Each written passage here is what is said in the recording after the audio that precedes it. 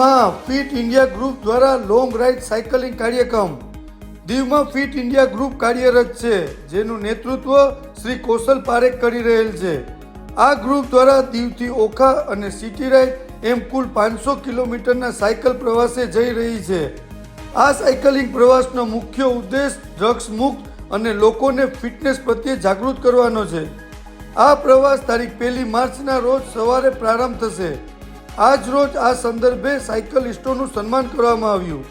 આ સાયકલ પ્રવાસનું નેતૃત્વ કરનાર શ્રી કૌશલ પારેખનું પણ સન્માન કરવામાં આવ્યું અને સાયકલ યાત્રિકોને શુભેચ્છા પાઠવવામાં આવી.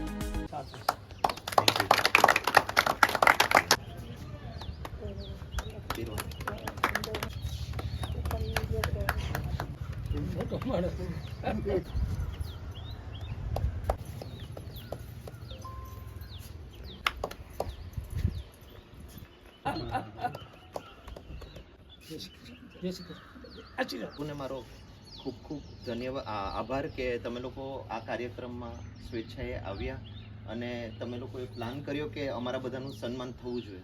તે બદલ આપનો સૌનો ખૂબ ખૂબ આભાર. બીજું એ છે કે દીવની અંદર તમે જનરલી જોવ તો સાયકલિંગ પ્રત્યે કોઈ એક્ટિવિટી અત્યાર સુધીમાં ચાલુ હતી નહીં.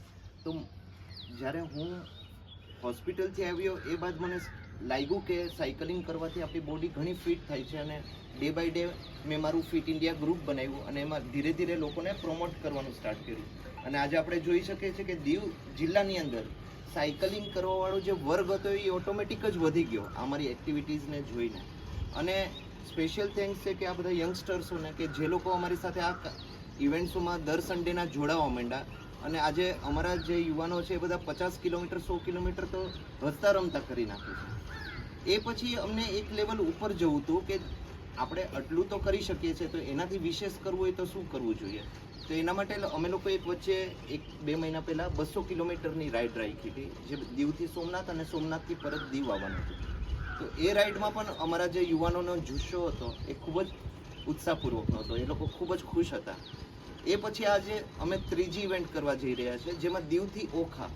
તો આ ટોટલ 356 કિલોમીટર જેટલું રોડ ડિસ્ટન્સ છે, પણ એ સાથે અમે સિટી એક્સપ્લોર પણ કરવાના છે. એટલે ઓવરઓલ અમારું માનવું છે કે ટોટલ 500 કિલોમીટર જેટલું ડિસ્ટન્સ અમે આ સિંગલ સાઇડ વેમાં કરવાના છે. તો આ ખરેખર દીવના જેટલા પણ નાગરિકો છે એ બધા માટે ખૂબ જ આનંદની વાત છે કે દીવના યુવાનો આવું સરસ કાર્ય કરવા જઈ રહ્યા છે. અને આપ સૌનો સહકાર છે ત્યારે જ અમે આ બધું કરી શકીએ છીએ. બાકી જો સહકાર ન હોય તો આ બધું શક્ય નથી.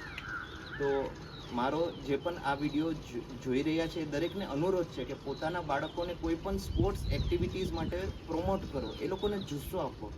પોસિબલ હોય તો અમારા ફિટ ઇન્ડિયા ગ્રુપને પણ જોઈન્ટ કરાવો કે જેથી કરીને એ લોકો પણ પોતાનો સ્વસ્થ રહે, પોતાના સ્વાસ્થ્ય પ્રત્યે જાગૃત રહે. અમારી જે પણ એક્ટિવિટી છે અમે દર સન્ડેના રાખીએ છીએ અને અમે બસ થોડાક ટૂંક સમયમાં જ દીવની અંદર એક સાયક્લોથોન કરીને અને ટ્રાયક્લોથોન કરીને આ 2-3 ઇવેન્ટ્સનું આયોજન કરવા જઈ રહ્યા છે. તો આનાથી દીવનું જે નામ છે એ પૂરા ઇન્ડિયા લેવલે ખૂબ જ આગળ આવશે, કેમ કે આ સાયકલિંગ ઇવેન્ટ અમે જે કરી અને એમાં જે પણ અમે પબ્લિસિટી કરી એના લીધે અમને દીવ તો ઠીક પણ બેંગ્લોરથી પણ ગુજરાતના પણ અનેક રાજ્યોથી ફોન આવ્યા હતા કે ભાઈ અમારે પણ આ ઇવેન્ટમાં જોડાવું છે, પણ ટાઈમિંગ શોર્ટ હતો એટલે એ લોકો જોડાઈ નથી શકતા. પણ નેક્સ્ટ ઇવેન્ટમાં હું શ્યોર માનું છું કે અમારી નેક્સ્ટ ઇવેન્ટની અંદર અનેક રાજ્યોના લોકો આવશે. અને આપ સૌનો ખૂબ ખૂબ આભાર કે આપ ફરીથી અમને જોશ આપવા માટે અહીંયા ભેગા થયા. અમે જે ટ્રીપ કરવા જઈ રહ્યા છીએ એ કંઈ ઇઝી નથી, કેમ કે ડેઈલીના અમારે ટોટલ 130 કિલોમીટરથી વધારે પણ સાયકલિંગ ચલાવવી પડશે.